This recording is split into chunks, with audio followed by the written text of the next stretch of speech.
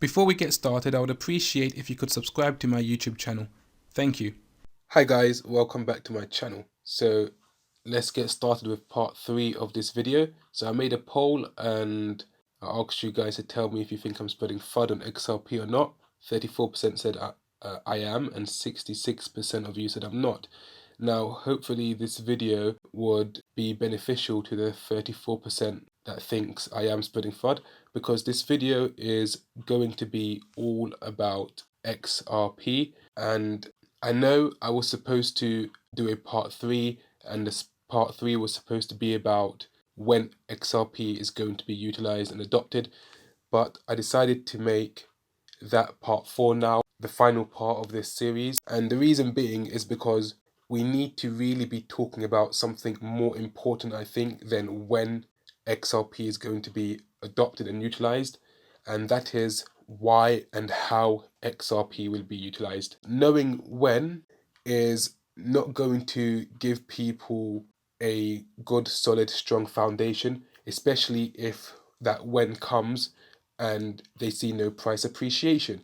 For example, the people that think XRP is going to moon in November and they're going to get rich off of XRP. What happens when November comes and there is no price appreciation in XRP as they expect, because it's not adopted in November?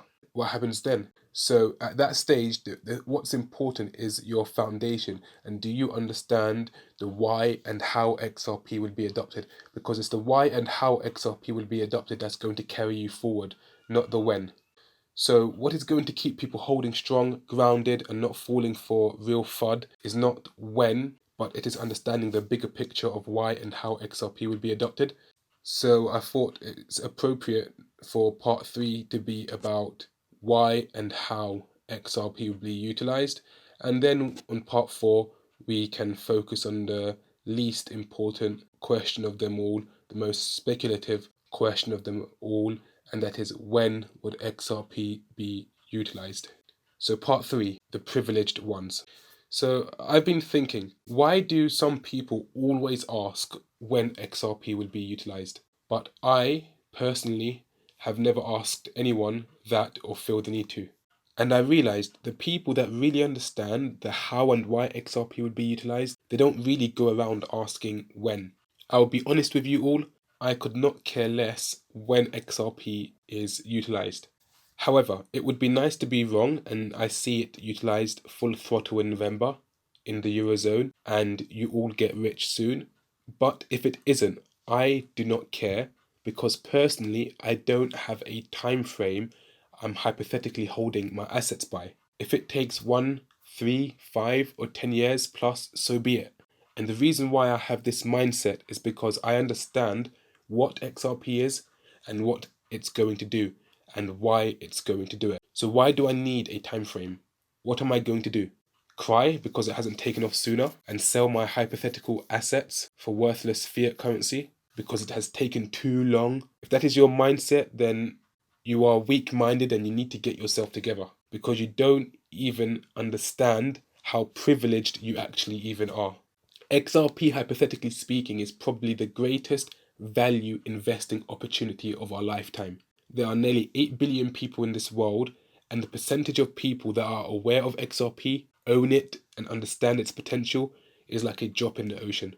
And you are hopefully one of them. That is literally a privilege that you should not take for granted by having a weak mindset based around time frames for your XRP asset to take off. If you truly understood its potential, then you won't care about time frames, because you would understand that you are holding it until it happens, whether it is now or later, however long it takes. If the price goes up in November, that's awesome, great, amazing. If it doesn't, then who cares? Because you are going to be a soldier anyways and keep holding and trotting along until it happens, however long that takes. And that's the mindset you need to have, because you are privileged to even be aware of XRP, to understand it, to own it, to hold it. Because only a fool would sell an asset that is potentially one of the greatest opportunities of our lifetimes for worthless, hyperinflated fiat currency, because they lack the patience and the fortitude to just wait and hold until it all happens. So don't take your privilege for granted. So if you are someone that is going to cry if November comes and you're not a multi-millionaire because you based your investments around timeframes and hopium, which did not come into fruition, causing you to lose confidence and hope in XRP, making you vulnerable to actual real FUD, not my videos, weak-minded, selling at a loss or for peanuts, then unfortunately that is a reflection on you not really understanding XRP to begin with, as it is impossible, in my opinion, for someone who understands XRP to be easily manipulated like that. Lastly, I would just like to say that setting short-term time frames to hold the X asset SPY is asinine.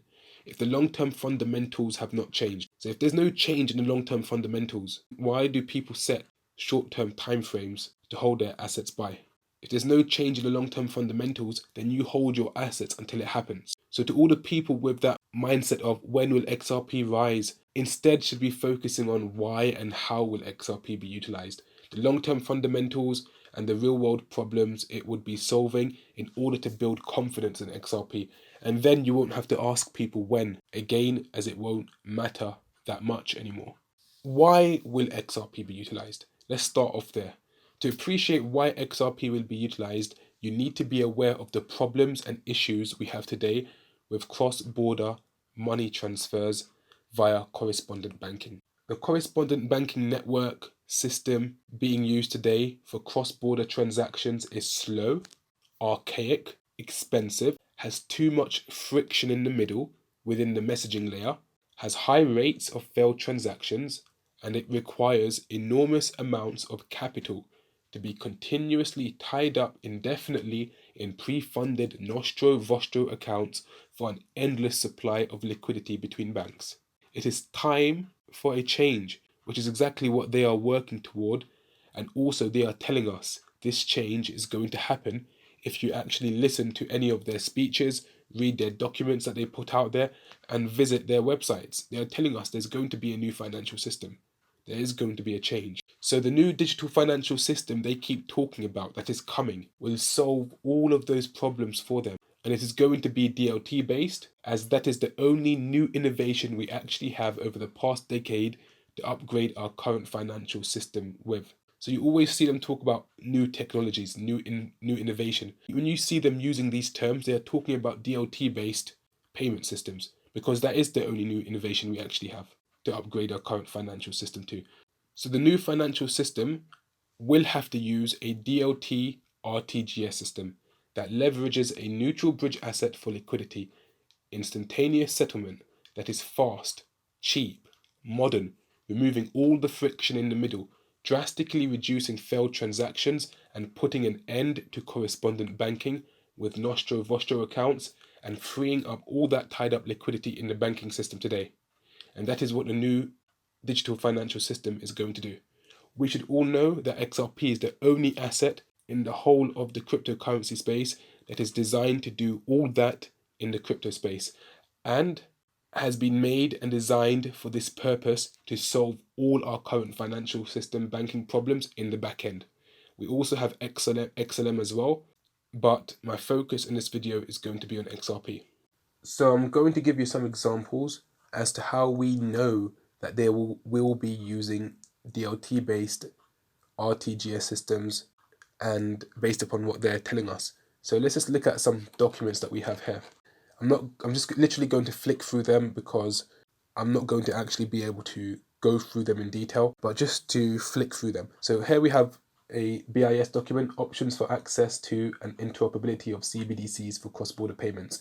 Now, anytime you see anything related to CBDCs and interoperability, know that it can only be done via a DLT-based system. We have to have a neutral bridge asset for a CBDC to be interoperable with another CBDC in cross-border payments. So this here is telling us that they're going to be utilizing a DLT-based system, and they're going to be adopting DLT-based systems, especially when they're talking about CBDCs.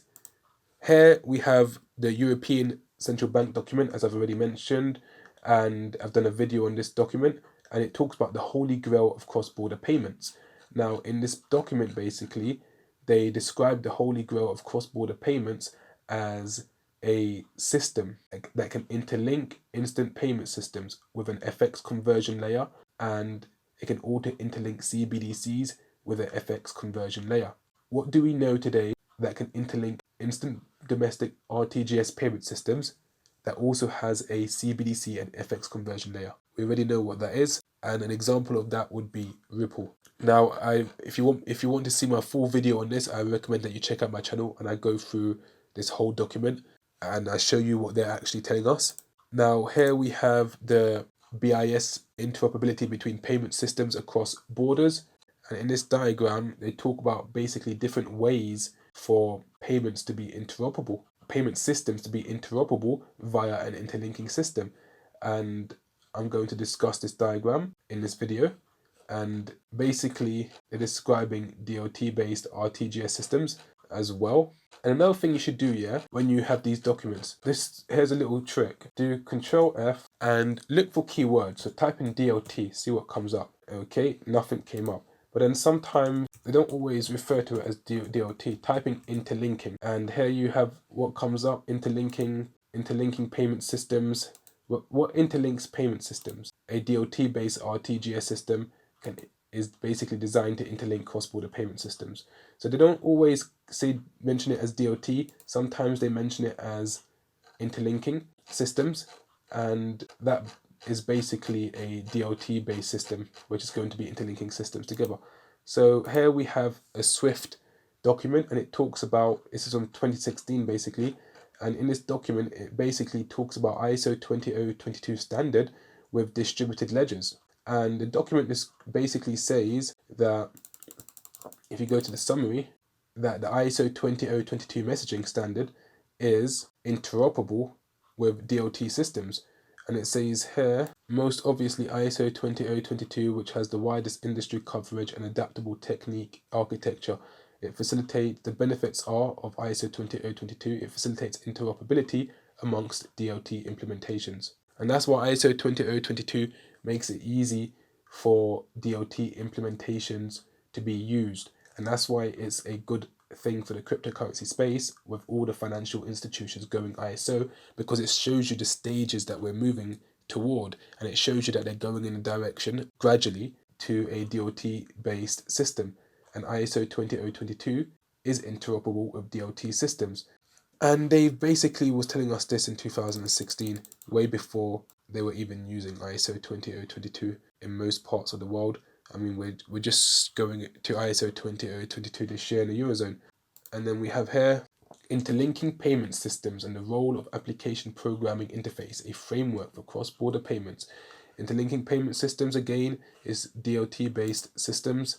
Here we have a document by Swift talking about Swift on distributed ledger technologies. Now, why is Swift talking about distributed ledger technologies if it is meaningless? The Swift Institute, the future of correspondent banking, cross-border payments. Scroll down a little. What do we have here? They talk about, among the possible models, we also explore the use of innovative technologies such as distributed ledger technology. Of course you did, because that's where you plan to move to, and that's the future of cross-border payments. The future of cross-border payments, again, when you see anything talking about the future of cross-border payments, I bet you any money they're talking about DOT systems. Let's see if I put DOT in, does it come up? There you have it. Technologists move fast to come up with answers. DOT and the wholesale financial system inch together. In an event, wholesale and retail consumers are very likely to benefit from faster and cheaper payments. So they're literally talking about DOT everywhere. Look, DOT. This whole document is literally about DOT, because DOT is part of the future of cross-border payments, basically.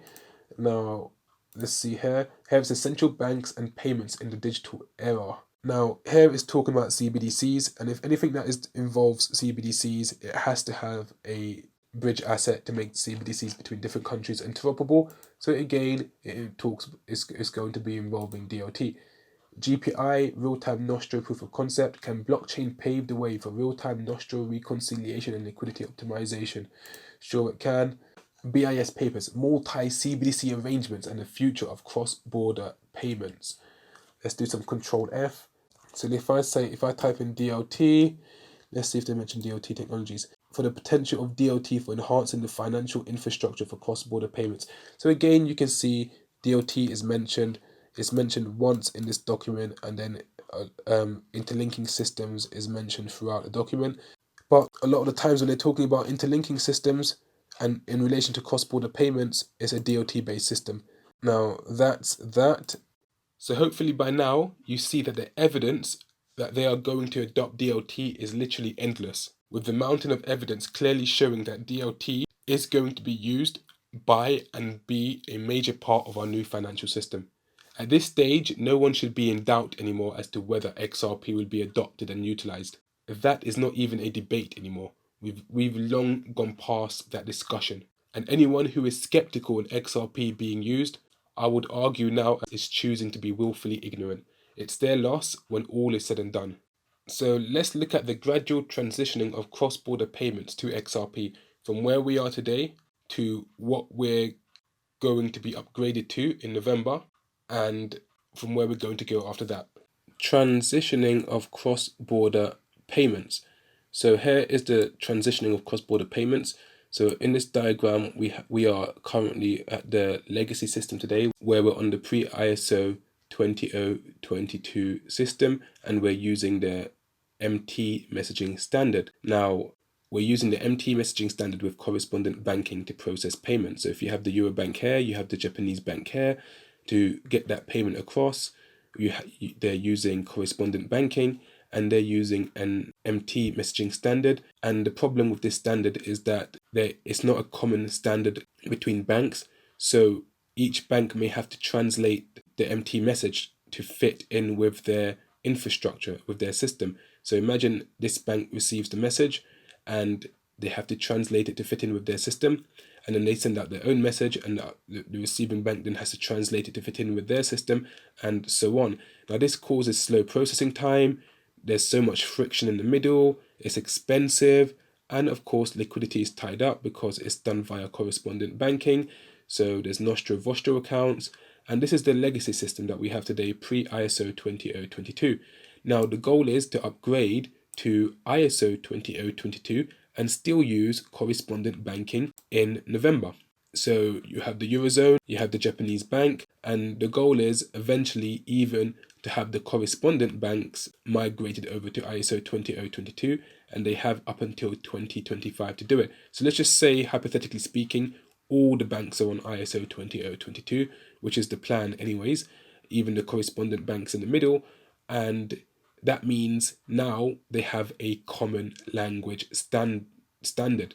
So when the MX message, because ISO 20022 is MX, so when the MX message is sent over from the Bank of Europe to the Bank of Japan, it literally just flows through the banks with ease. There is no friction in the middle because all the banks recognize the message. There's no need for them to translate the message because their systems recognizes it straight away. So the message just flows through the correspondent banking system with ease, and that leads to faster processing times, and that leads to reduced friction and more harmony, and that leads to cheaper payments. So liquidity would also be tied up as well because correspondent banking is being used.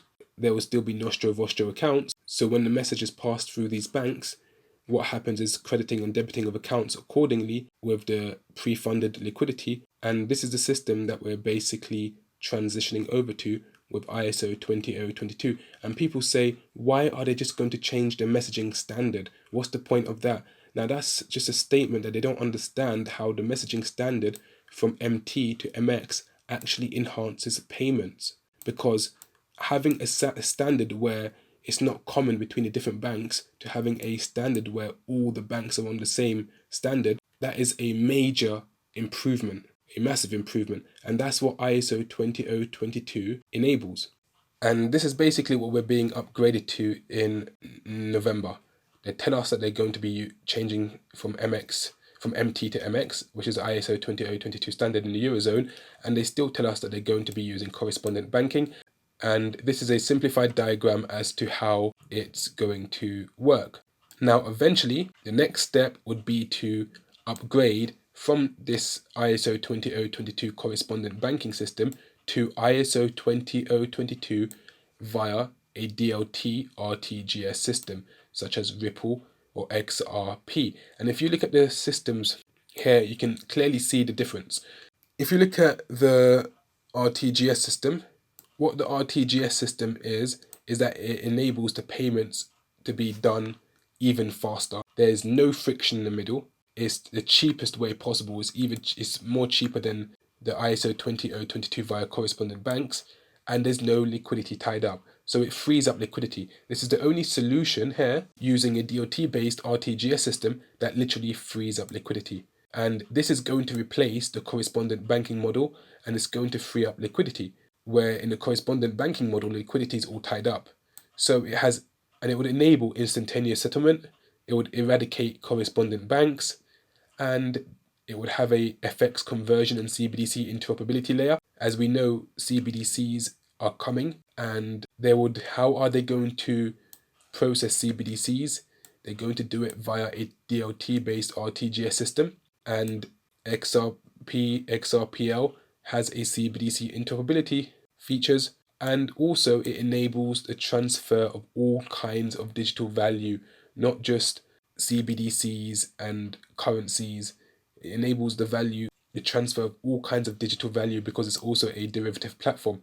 So here is an example of how it would look. The Bank of Euro would send over a message to the Bank of Japan, and it will be an MX ISO 20022 message.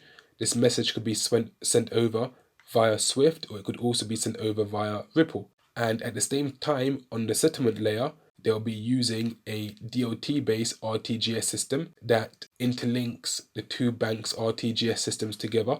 It connects it together via XRPL, and on this settlement layer, this is where the instantaneous settlement would occur, and that can only be done as a result of XRP, which is the neutral bridge asset liquidity token. And this is the reason why we don't need liquidity in this system tied up, because the XRP asset is going to be providing the on-demand liquidity.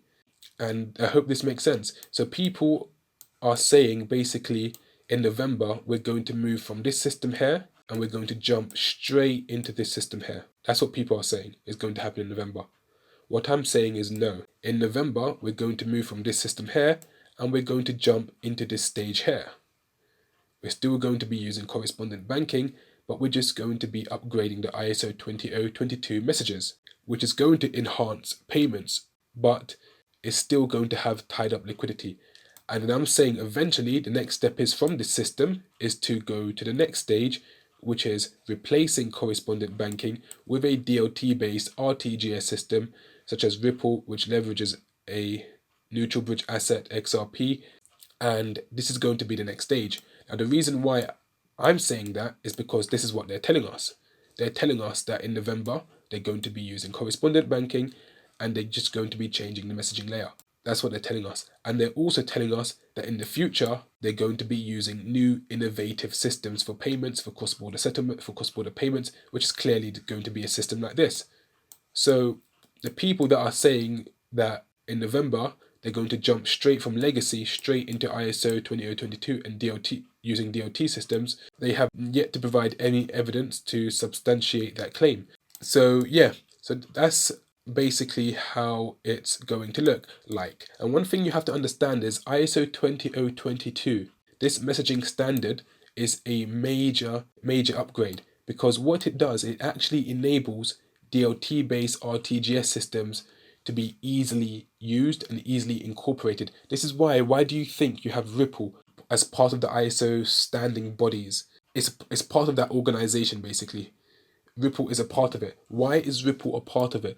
Because going ISO 20022, when all the world and the banks and the financial institutions are all on ISO 20022, it makes it so much easier for them to transition from this stage here into a DLT-based RTGS system environment with the ISO 20022 standard.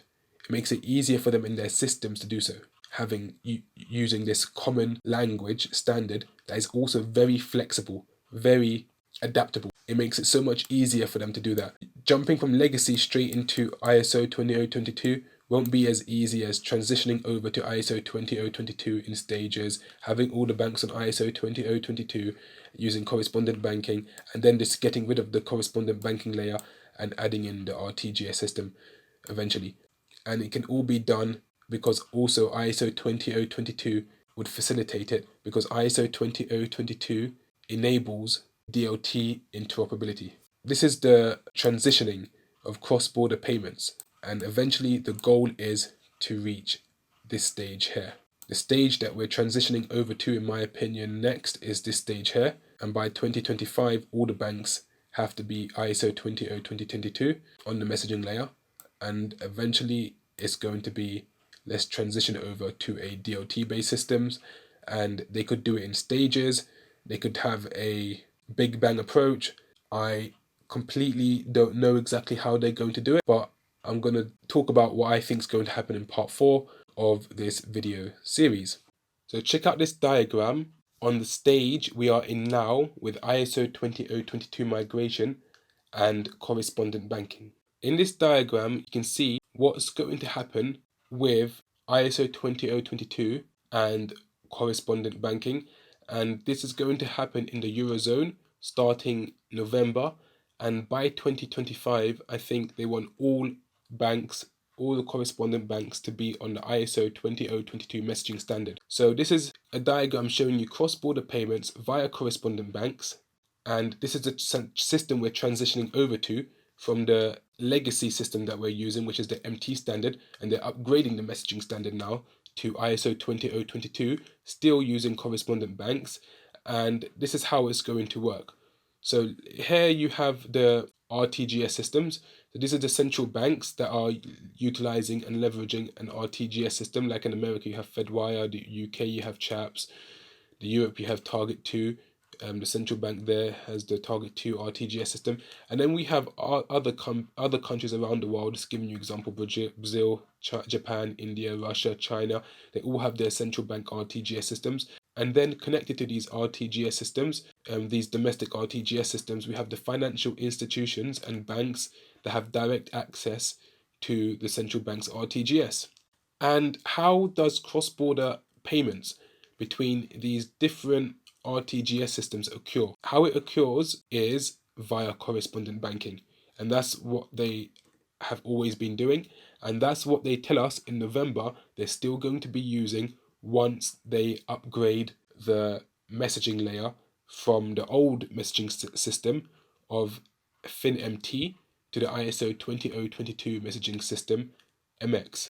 And as I've already shown you in the previous diagram, this upgrade is actually enhancing the payment system, believe it or not. So this is why they're doing it. It actually makes payments faster compared to what we had. It reduces the friction. And the reason why it does all that is because on the messaging layer, all the banks have a universal standard that they recognize. So it makes the messaging layer so much smoother. And remember, in this system of correspondent banking, the liquidity is tied up in Nostro and Vostro accounts. So if the messaging layer is smooth, all that happens is debiting and crediting between each bank. Once the message is received, they debit and credit accordingly. They debit and credit accordingly, debit and credit accordingly until it reaches the recipient's bank. And on the correspondent banking layer, the exchanges happen. And then when it reaches the recipient's bank, they debit and credit accordingly. So this is the system that we're going to have in November. And they want correspondent banks to be ISO 20022 compliant by 2025 all around the world. Now, between November 2022 and November 2025, there is going to be a inflow translation system with Swift. So you're going to have, for example, the European zone, the Eurozone, is going to be on ISO 20022.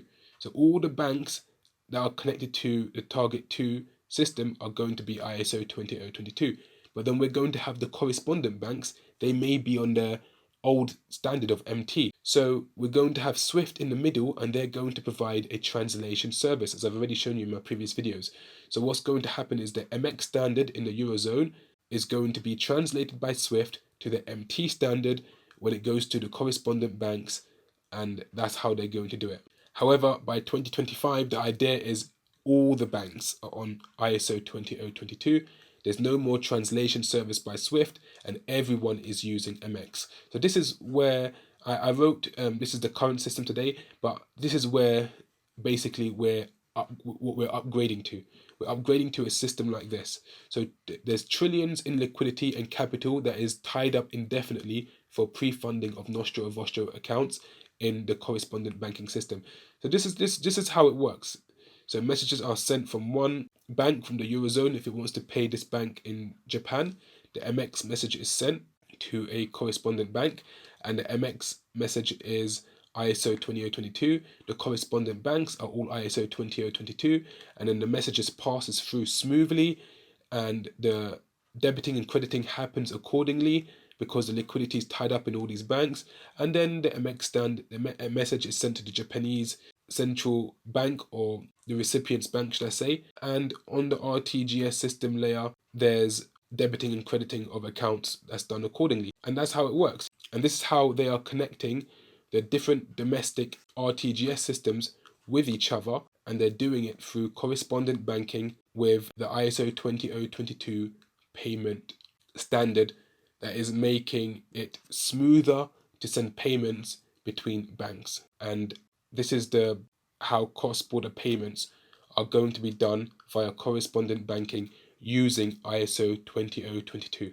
I hope that makes sense, and I hope this diagram gives you an idea to grasp how it's going to appear, or how it's going to look in a more simplified manner. And now here is what I got from the Swift website, and they say discover why correspondent banking needs ISO 20022, and they tell you to download their free white paper. So correspondent banking payments have been a core component of transaction banking for decades, generating stable revenues from fees and currency exchange, but the landscape is changing. For banks to stay ahead of the curve and meet customer requirements, the industry needs a common standard based on richer, more structured data. And they're telling you here that correspondent banking is going to be using ISO 20022. And something you need to understand here, yeah, is if XRP is going to be utilized in November, and let's go back to this previous diagram here, that means this correspondent banking network is going to be irrelevant. Why would they have XRP being utilized, which is a much superior system, and at the same time, they still have their liquidity tied up in correspondent banking? How does that make any sense? The whole idea of utilizing XRP is to upgrade from this system here. So if XRP is going to be utilized this November, then the correspondent banking system is irrelevant. Why does it matter whether the correspondent banking system is on ISO 20022 messaging standard? Because they're not using it. They're going to be using XRP. So this whole system and talking about upgrading it to ISO 20022 is a waste of time, energy, and IT work for them, when they're not going to be using correspondent banking anymore, even though they tell us they are, but to the people that's saying that they're not, and they're going to be using XRP. So it makes absolutely no sense. And then we have Swift as well telling us correspondent banking needs ISO 20022. So again, this further proves my point that the upgrade that is happening is not changing the correspondent banking system just yet in November. The only thing is changing in November is the messaging standard from MT to the ISO 20022 MX. And then people say, what's the point of just changing the standard? Because changing the standard improves a lot of issues with the whole messaging layer. Having a common standard improves the whole processing of payments. And enhancing the processing of payments, it speeds it up. It removes some of the friction, and it does make the payments quicker. However, it doesn't take away from the fact that there's still trillions of dollars tied up in Nostro and Vostro accounts. It doesn't solve that problem, the liquidity issue, but it does help improve payments cross-border, and that's why correspondent banking are going to be ISO 20022 compatible, and they have up until 2025 to do it. So let's move on. Why does XRP utility in November sound so far-fetched? Now, some of the reasons why I think, if you're just looking at it from a common sense standpoint, why believing XRP will take off in November, XRP will be utilized in November is so far-fetched, is because it leads me to think that the banking system, as we know, is slow to make changes. Just look how long it has taken them, the whole banking world, to adopt ISO 20022 when it has been out for years to be adopted. And it is still taking banks up until 2025 for full migration. I mean, you do have some countries that were ahead of the curve, like China India, they adopted ISO 20022 so early. But then when the rest of the world is still on the old standard, how is there much interoperability between all those countries on the messaging layer? There isn't much. So the rest of the world now has a deadline up until 2025 for them to be all fully migrated. But they seem to be dragging their feet about it. So to think this November now, a few weeks from now, the Eurozone are going to adopt ISO 20022 in the messaging layer, and at the same time, they're going to drop all their correspondent banking networks, which they could still actually use. But no, they're going to drop it all, that whole infrastructure that they actually have, and jump straight into XRP at 100%, as people are saying they're going to go full throttle when other banks around the world are not even on the ISO 20022 standard yet, or ready to even use ISO 20022. To think that that's going to happen in November in the Eurozone is just extreme wishful thinking and hopium. And on top of that, they are telling us that they're going to be using correspondent banking still. I mean, I'm not even making this up. So banks can't just change their systems by flicking a pen. Changing the messaging standard layer has taken them time. There is no way in November I see the Eurozone changing their messaging standard and also rushing into changing their RTGS system from using correspondent banking to XRP. It's just unrealistic, as it just does not work like that. And on top of that, there is literally no evidence to indicate they plan to do it either this November. All the evidence indicates they are using their RTGS system with the correspondent banking networks to facilitate cross-border payments still. And the only thing that's going to be upgraded to improve payments is the messaging layer from the old MT system to ISO 20022 MX system, and that is going to enhance payments greatly compared to the previous messaging standard, because now we're going to have a common standard between banks. So how will XRP be utilized? Now, they tell us in the Towards the Holy Grail of Cross-Border Payments, the European Central Bank document, and I've actually done a video on this whole document, and it's called The Holy Grail of Cross-Border Payments. Watch it, because I go into more detail in that video. But in this document, The Holy Grail of Cross-Border Payments, they tell us this Holy Grail is a system that has to be faster, cheaper, universal, and instant in settlement. And they go on to say that the best solution is an interlinking system that has an integrated FX conversion, CBDC interoperability layer that is compliant with AML, KYC, CFT regulations. And as you can see, that they're basically, what the ECB is basically doing, they're pretty much describing Ripple and XRP without mentioning it by name. Because what system do we know that offers faster, cheaper, universal, and instant settlement, that also has an FX conversion and also has a CBDC interoperability layer, and that is also able to interlink different domestic RTGS systems together? What system do we know that does that? Basically, the DLT based RTGS XRPL, that does it. Now the document doesn't come out and mention that, but they describe it without telling you or without naming it as Ripple.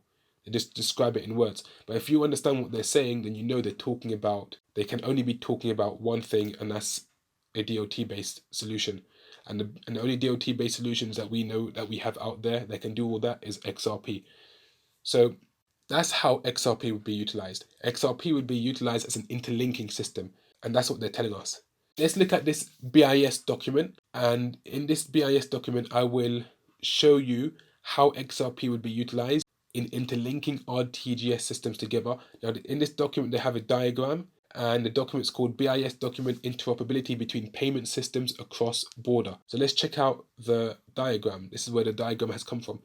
So as you can see here, let's look at these two arrows indicate payment systems, and this indicates banks. And this is basically, they're showing you different models for interlinking cross-border payment systems. So here we have the hub and spoke model and the common platform model, as they have named them. Now, these two models, I think, are the most appropriate as to which could represent XRP being used, and they could practically do it with either way, and I'm going to explain how. But I think the one that's likely going to be used is the hub and spoke model. So in the common platform model, this would be the case. Now imagine the XRPL ledger is in the middle and all the banks are connected to the XRPL ledger. This would mean that the banks around the world in different jurisdictions are all using the same RTGS system, which would be XRP, for example, the XRPL.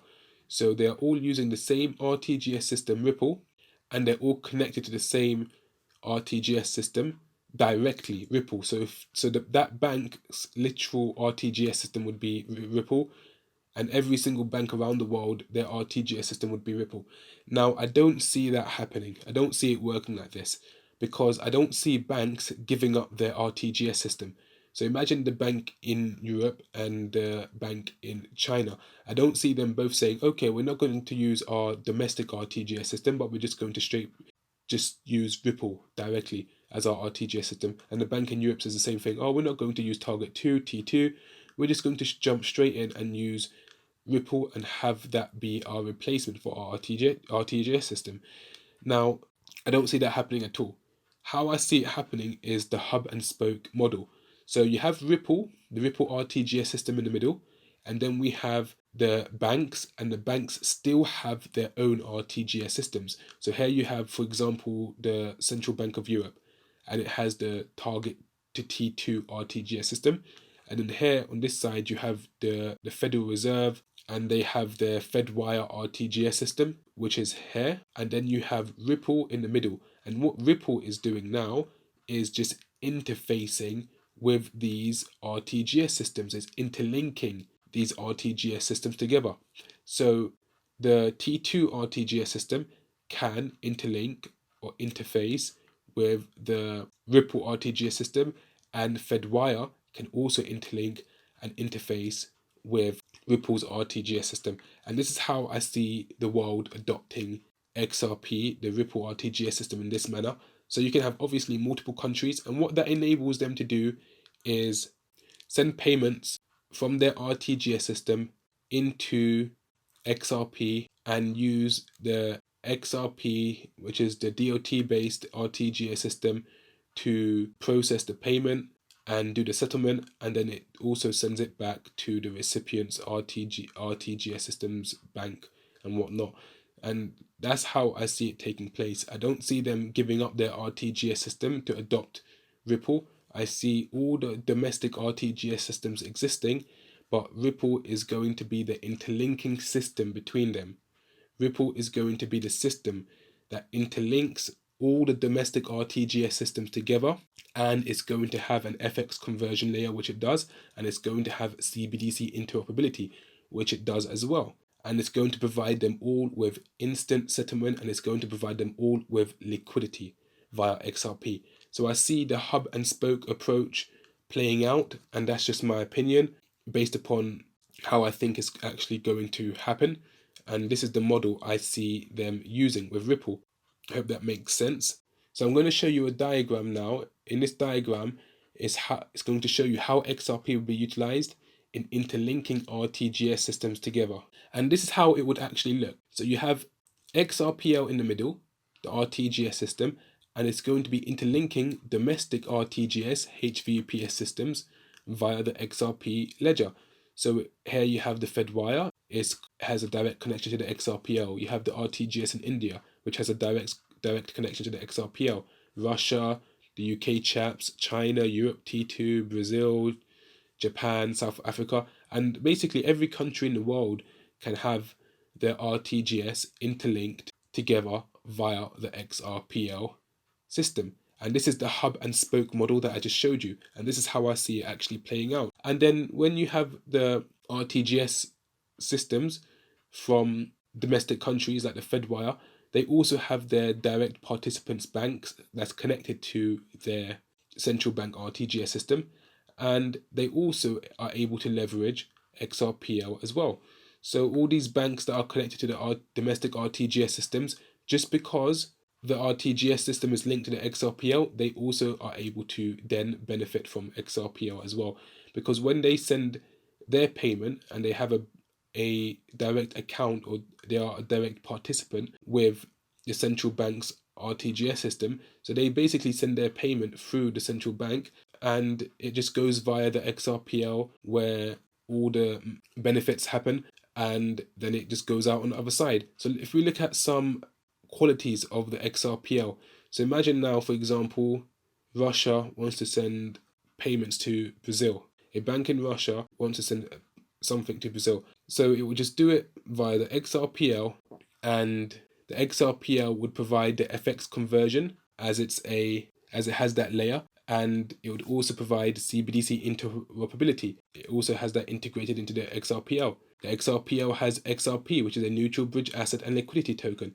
So there will be no more need for Nostro Vostro accounts where liquidity is tied up, as you saw in the correspondent banking image, where it required trillions to be tied up. With XRP, there would be no need for correspondent banking. There will be no need for liquidity to be tied up, because it has the neutral bridge asset XRP, which acts as a liquidity token.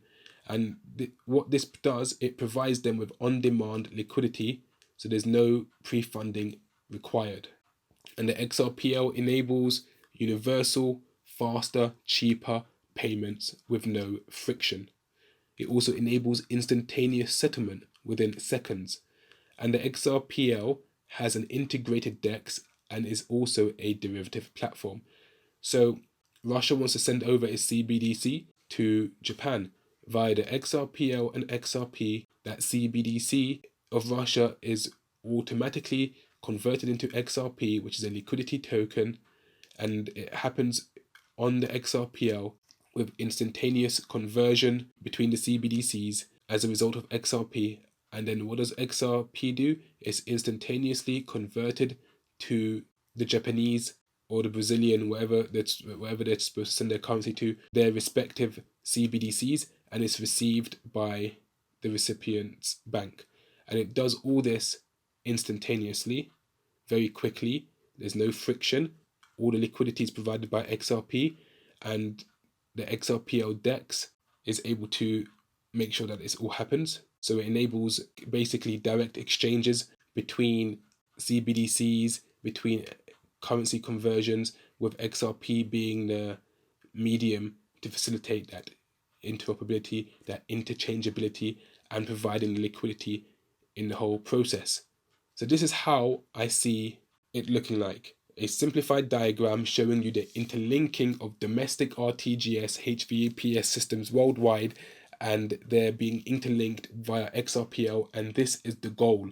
After they move from correspondent banking, the next step is to move over to XRPL. That's the next step. So the stage that we're going towards now is correspondent banking with ISO 20022 messaging. And the next step is going to be ISO 20022 messaging with a DLT-based RTGS system replacing correspondent banking. So the XRPL is going to replace correspondent banking. That's the goal. That's the future. That's the new digital financial system that they're all talking about. It's going to happen, that the XRPL is going to replace correspondent banking, God willing. Now, whether this is going to happen in November, I don't think so, because I've already explained why. It just doesn't seem realistic, and they're also telling us that they're not going to be using XRPL in November. They're still going to be using correspondent banking.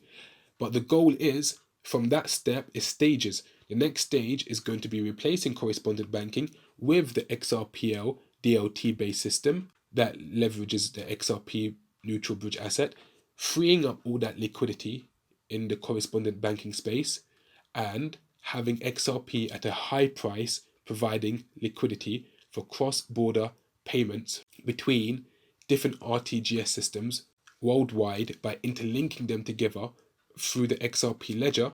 And it's going to provide instantaneous settlement through the transferring of value, where it's on-demand liquidity. And this is where it's going. This right here is the goal. And this is how I see it looking like, the hub and spoke model, where each central bank is still going to